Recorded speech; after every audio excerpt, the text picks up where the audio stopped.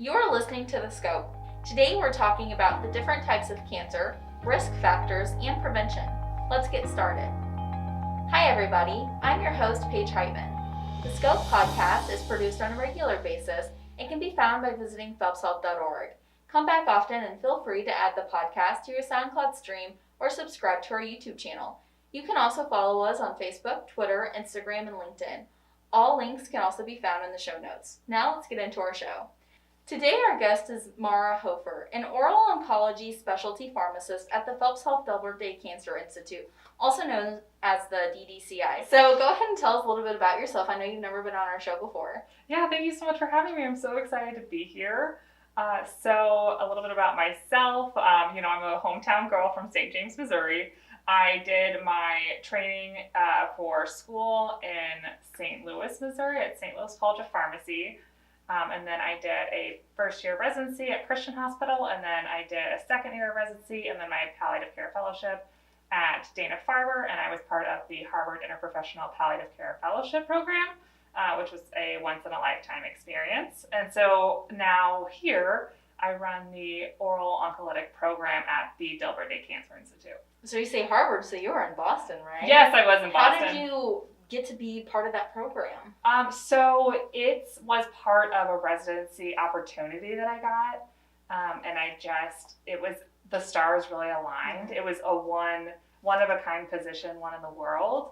So I feel really lucky that I was able for that opportunity, and just the experiences that I had while I was there and the people that I know from it are really just irreplaceable. Yeah, that's incredible. And the fact that we get to have you now at the Ddci after having had those experiences, that's really special. I feel really lucky that I can bring things that I've learned at a huge name brand institution to people that I grew up with, and I can really serve the community that's really raised me.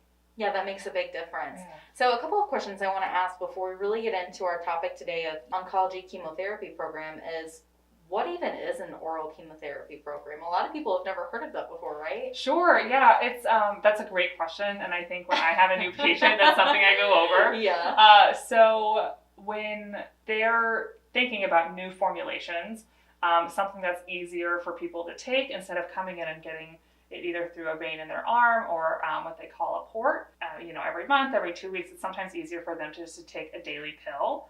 There's a few different formulations. Some are like traditional chemotherapies, some are newer immunotherapy options, and some are kind of in their own category of like genomics and things like that. So we have over 400 agents right now. Wow. Right, and they typically have, depending on the agent, depending on the disease state, they typically have less side effects. They're showing really great results in a lot of areas, and it's just furthering the oncology field.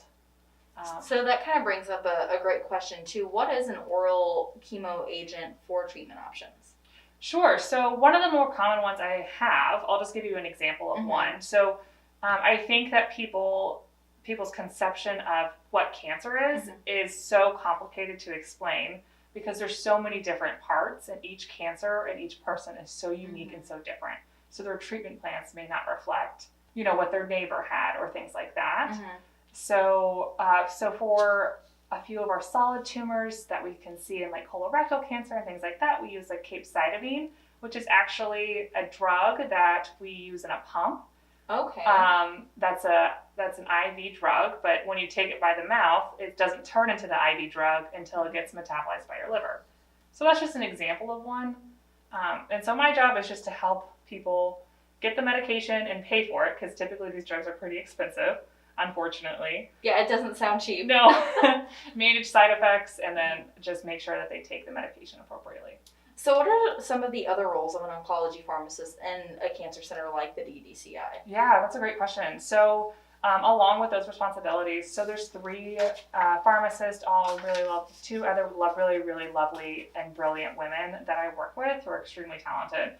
And they run the infusion part of the Ddci, and I get the privilege of helping out with that. So when people come in and think of traditional chemotherapies and immunotherapies, and they're getting them through the vein, that's what they do. So whenever you say immunotherapy, what does that mean? So immunotherapy, that's a great question. So it's so interesting. So now we have agents that can, in a variety of different ways, this is a very simplistic way of explaining it, can actually arm your immune system to naturally fight the cancer. There's many ways cancer evades your natural immune system. Our bodies want to naturally fight it, but the cancer will either hide from it or not have any receptors to link on to or things like that. So the immunotherapies will arm your immune system in order to fight the cancer.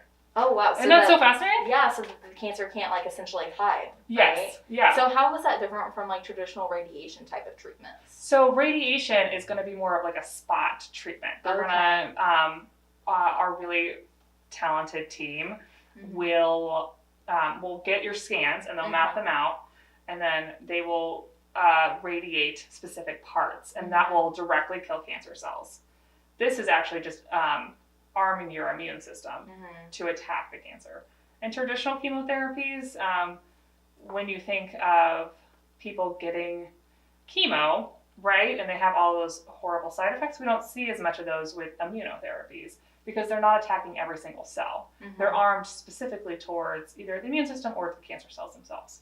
Okay, so let's dumb this down just a little bit more, just for me, for like absolutely the no, 100%. It's complicated. Yes, yeah, it's incredibly fascinating too. So whenever somebody's getting chemo radiation, does it kill all of the cells in that specific area? Is that how it works? Oh my gosh, you're asking me such a great question. So it's if you're getting them together, so some of the medications that we will give you will actually help the radiation work better.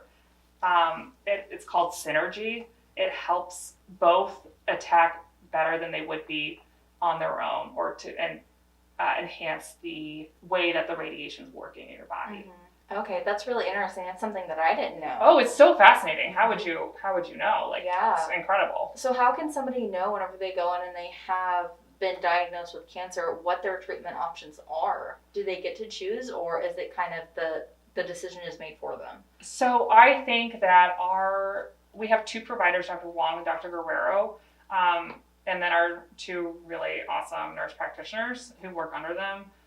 They do a really great job of every single patient determining what is going to be best for them with the patient. Yeah, because it's different for everybody. Yeah, so they will lay out 6 or 7 options if those options are available for them. Unfortunately, sometimes in some cases you may only have one option or really a strong recommendation. But if there's more options available, they'll lay everything out and kind of talk through the pros and cons of everything. So you're a part of your healthcare decision, and you're on our team. We're on your team. That's awesome. Yeah. That's one thing that I really love about the Ddci, and I mentioned that before we start the show. The Ddci is such a cool team because you guys are a family. Yeah. I think that's really special. What are some of the most prevalent forms of cancer in our specific area? So we have breast, prostate, lung, colorectal are the ones that we see the most frequently. We see a lot of pancreatic, and we see a few different kind of blood disorders, such as multiple myeloma as well. Does a patient need a referral to see a provider at the Ddci? Oh my gosh, that's a great question. So we don't necessarily need a referral. However, if you think that you could benefit from treatment at the Ddci, either from a hematologic standpoint, so if you have low iron, if you are struggling with something like that, or if you think you have a more malignancy issue, just please contact your primary care provider, and they will help you walk through the steps of getting to the Ddci. Okay, what is a malignancy? Oh, I'm sorry. Malignancy is just a really fancy word for tumors, or it's cancer. Okay, so just something that you think is out of the normal for your body, type of thing. Absolutely. Okay, awesome. So we talked before about some of these risk factors for cancer, and you mentioned smoking. Are there any other risk factors that people should be on the lookout for? Oh, I'm so glad you asked. So let's just go through some of the more popular cancer types, and then we will talk about the risk factors and kind of the prevention. Okay. The biggest one and the most highly recommended, well-known recommendations for prevention and risk factors is breast cancer. One of the biggest risk factors for a few different types of breast cancer is we have genetic factors, the family history of first and second degree relatives impart an increased risk early onset breast cancer in a family member is suggestive you're predisposed to it. So that means you can get it a lot easier. Your risk will increase over the age of 60. It almost doubles after you turn 60. Wow. Yeah. So let's take a second and step back and talk about first and second degree relatives, because we talked about this in a previous podcast that obviously you weren't on. Sure. So first degree relative would be like my mother or sibling. Yes. And then second degree relative could be like a grandparent. Yes. Okay, I just want to make sure that I understand that. So if I'm going in and I have concerns and they ask, do you have a first or second degree relative, I can appropriately answer that question. That's a great question, and that's a great clarification. Yeah, you nailed it. Okay, perfect. Awesome. So another thing that it put you at a higher risk for breast cancer is your increased estrogen exposure. Okay. So if you start menstruating, especially early, or if you go into a really late menopause, it's going to increase your overall estrogen exposure over your life. Okay. Which can put you at a higher risk for breast cancer. Mm-hmm. Obesity is a big one. We also see a lot of benign breast disease. So if you've ever had a lump that's been biopsied, lumps are very, very common. Over 90% of lumps are benign, but it does put you at a higher risk. The more biopsies you have, the higher risk of developing breast cancer you have, which is very interesting. That is very interesting. Yes. Is there like a certain threshold for number, or is it just the fact that if you've had multiple ones? It's the risk will increase the more that you have, but you walk that tightrope, right? So if you've had a lot of benign lumps in your life, you never want to ignore a lump. You should always get it checked out. 100%. Even if you know that you've had benign ones in the past, it's still important to have a biopsy, even though that can increase your risk. Better safe than sorry, right? Yes, absolutely. And then if you have really, really dense breast tissue, which is not something people can control. And then alcohol. So it has a 7% increase risk for each additional drink that you consume a day. And then birth control is something I get asked a lot if it increases your risk with breast cancer. It's kind of controversial. There's some studies out there suggesting that there's an epidemiologic increase within different patient populations, but the evidence is neither here nor there about it. Okay, so you're still safe to take birth control as of now? Yes, yes. Please take your birth control if deemed appropriate for you. To prevent it, there's lower risk associated with greater physical activity in both peri and postmenopausal women. Breast awareness, knowing kind of what your breast tissue feels like. If you want to do a self-exam, do it the week after your period. And then mammograms are recommended in everyone over 40 years old every year, and which I know is not very fun. Yeah. But again, preventive care. Yes, absolutely. Saves lives. Yes. And then if you're extremely high risk, you may be put on a medication to help prevent breast cancer. What would that type of medication be? I don't know that I've ever heard of that. Yeah, so if patients are at a high risk or that they've had very, very early stage breast cancer and they don't want to go through chemotherapy, they may be put on a medication called Tamoxifen or an Anastrozole or Letrozole. These medications will help block estrogen production and help reduce those hormones in your body. So those hormones won't be used for food for the cancer. So you have a lower chance of reducing it. That's very interesting. Isn't that fascinating? Yeah, that's really good to know. Cancer's so I've fascinating. never heard of that before. Oh, yeah. And those are really, really high risk. People who are going to have prophylactic mastectomies because they have specific genes and things like that. That's not for people like you and hopefully for you and hopefully for me. Yeah, but it's good to know for people who are maybe struggling with this that they have options. Yeah, absolutely. 100%. And those always talk to your doctor about. And they may not be right for you. Let's talk about a few more other ones. Prostate cancer, the only recommendations to prevent and to treat are digital rectal exams and PSA laboratory tests every year and periodically. Those aren't fun either. Yes. I can imagine. I've never had one. And in lung disease, there's no effective method for prevention except for stopping smoking. That's the only thing you can do. Even if you already have a lung disease or if you already have lung cancer, it's so beneficial for every organ in your body to stop smoking. Yeah, what's really cool is organizations like Phelps Health, before COVID, we had smoking cessation classes where we would help you learn how to stop smoking, which was really cool. And not just Phelps Health, but I'm sure there are plenty of other resources that can help you with that. Absolutely. So definitely take advantage of things like that, right? Oh, 100%. Yeah. And if you are questioning how to stop smoking. If you're contemplating it, thinking it might be time, please reach out to your provider, reach out to me. I'd be happy to walk you through it. Great resources here. Yes, for sure. Absolutely. Yeah, we're very, very lucky. And then the last one, kind of the biggest one that we see is colon and rectal cancer. There's been some evidence showing that diet adjustments may lower your risk with vitamin supplementation, increased calcium and vitamin D intake with high fiber, and then screening over, if you're older than 45 to 50, you're going to get a colonoscopy every year.